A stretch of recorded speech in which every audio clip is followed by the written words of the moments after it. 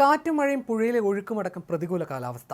Drone thermal ഇമേജിംഗിലൂടെ ലോറിയുടെ സ്ഥാനമോ മനുഷ്യ സാന്നിധ്യമോ ഇതുവരെ ഉറപ്പിക്കാൻ കഴിയാത്ത സാഹചര്യം. ഷിരൂരിൽ മണ്ണിനടിയിലായ കോഴിക്കോട് സ്വദേശി ലോറി ഡ്രൈവർ അർജുനെ കണ്ടെത്താനുള്ള ദൗത്യം നീളുമെന്ന് 10ാം നാളിലും ഉറപ്പായി.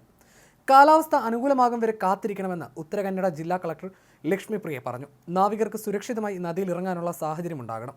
ഒഴുക്ക് 2 നോട്ടിൽ കൂടുതലാണെങ്കിൽ ഡ്രൈവർമാർക്ക് ഇറങ്ങാനാകില്ല. ഷിരൂർ ഉൾപ്പെടുന്ന ഉത്തര കന്നഡയിൽ അടുത്ത 3 ദിവസം ഓറഞ്ച് അലർട്ട് പ്രഖ്യാപിച്ചിരിക്കുകയാണ്. കാത്തിരിക്കുക, അല്ലാതെ മറ്റു മാർഗ്ഗങ്ങളൊന്നുമില്ലെന്നും കാലാവസ്ഥ അനുകൂലമാകാതെ ഒന്നും ചെയ്യാനാകില്ലെന്നും കളക്ടർ വ്യക്തമാക്കി. അർജുനെ കണ്ടെത്താൻ ഇന്ന് രാത്രിയും ഡ്രോൺ ഉപയോഗിച്ചുള്ള തിരച്ചിൽ തുടരും. തെർമൽ സ്കാനർ ഉപയോഗിച്ച് മനുഷ്യ സാന്നിധ്യം കണ്ടെത്താനുള്ള ശ്രമങ്ങൾ നടത്തും. രാത്രിയിലെ താപനിലയിൽ മനുഷ്യ സാന്നിധ്യം കണ്ടെത്താനുള്ള സാധ്യത കൂടുതലാണെന്നും കളക്ടർ വ്യക്തമാക്കി. മേജർ ഇന്ദ്രപാലന്റെയും സംഘത്തിന്റെയും പ്രാഥമിക റിപ്പോർട്ട് പ്രകാരം 3 ഇടങ്ങളിൽ നിന്നും സിഗ്നൽ ലഭിച്ചിട്ടുണ്ട്. ഇതിൽ ഒന്നിൽ നിന്നും കൂടുതൽ സിഗ്നൽ ലഭിച്ചിട്ടുണ്ട്. വ്യാഴാഴ്ച രാത്രിയും വെള്ളിയാഴ്ച പുലർച്ചെയുമായിട്ടുള്ള സംഘത്തിന്റെ പരിശോധനയിൽ നിന്ന് വ്യക്തമാകുന്ന സിഗ്നൽ പ്രകാരം അടുത്ത ഘട്ടത്തിലേക്ക് കടക്കാനാണ് ഉദ്ദേശിക്കുന്നത്. ട്രക്ക് എവിടെയെന്ന് കണ്ടെത്തിയതിനു ശേഷം നാവികസേനയുടെ മുങ്ങൽ വിദഗ്ധരുടെ നേതൃത്വത്തിൽ അവിടേക്ക് നീന്തിയെത്തുകയാണ് മുന്നിലുള്ളത്. എന്നാൽ പുഴയുടെ അടിയൊഴുക്ക് ശക്തമാണ്. നിലവിൽ അടിയൊഴുക്ക് 6 നോട്ട്സ് വരെയാണ്. മേജർ ഇന്ദ്രപാലൻ പറഞ്ഞതനുസരിച്ച് മുങ്ങൽ വിദഗ്ധർക്ക് 3 നോട്ട്സ് വരെ മാത്രമേ ഡൈവ് ചെയ്യാൻ സാധിക്കുകയുള്ളൂ. അടിയൊഴുക്ക് കുറയുന്നതുവരെ കാത്തിരിക്കേണ്ടതുണ്ടെന്നും കളക്ടർ പറഞ്ഞു. കൂടുതൽ പേരുടെ ജീവൻ അപകടത്തിലാക്കാൻ സാധിക്കുകയില്ലെന്നും കളക്ടർ പറഞ്ഞു. ദൗത്യം ദിവസങ്ങൾ നീണ്ടേക്കാമെന്നാണ് സൈന്യത്തിന്റെ അനുമാനം. ഏറ്റവും വലിയ ലോഹഭാഗത്തിന്റെ സിഗ്നൽ കിട്ടിയ ഇടമാണ് ട്രക്കെന്ന് കണ്ടെത്തിയിരിക്കുന്നത്. സിഗ്നലുകൾ വെച്ച് മാപ്പ് ചെയ്ത രൂപവും ഒരു ട്രക്കിൻ്റെതാണ്. ഐബോർഡ്, റഡാർ, സോണാർ സിഗ്നലുകൾ ചേർത്ത് വെച്ചും പരിശോധന നടത്തി. അത് 8 മുതൽ 10 മീറ്റർ വരെ ആഴത്തിലാണ്. അതായത് കരയിൽ നിന്ന് ഏതാണ്ട് 60 മീറ്റർ ദൂരത്തിലാണ് ഇവയുള്ളത്.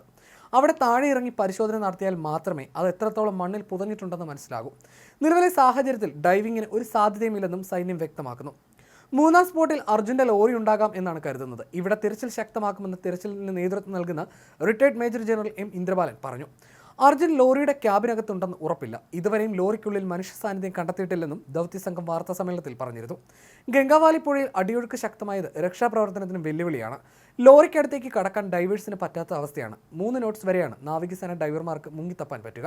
എന്നാൽ നിലവിൽ പുഴയിൽ 6 മുതൽ 8 നോട്ട്സ് വരെ അടിയൊഴുക്കുണ്ട്. ഇതിൽ ഡൈവർമാരെ ഇറക്കുക എന്നത് ആത്മഹത്യാപരമാണെന്നും സംഘം പറഞ്ഞു. 4 ലോഹഭാഗങ്ങളാണ് കണ്ടെത്തിയത്. എവിടെയാണ് ട്രക്കിന്റെ സ്ഥാനമെന്ന് കണ്ടെത്താനാണ് കർണാടക സർക്കാർ തങ്ങളെ വിളിച്ചത്.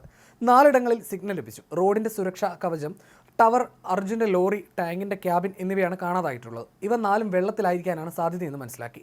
കഴിഞ്ഞ ദിവസം 2 സ്ഥലങ്ങൾ കിട്ടി. ബാക്കി എവിടെയാണ് എന്ന് കണ്ടെത്താനായിരുന്നു ശ്രമം.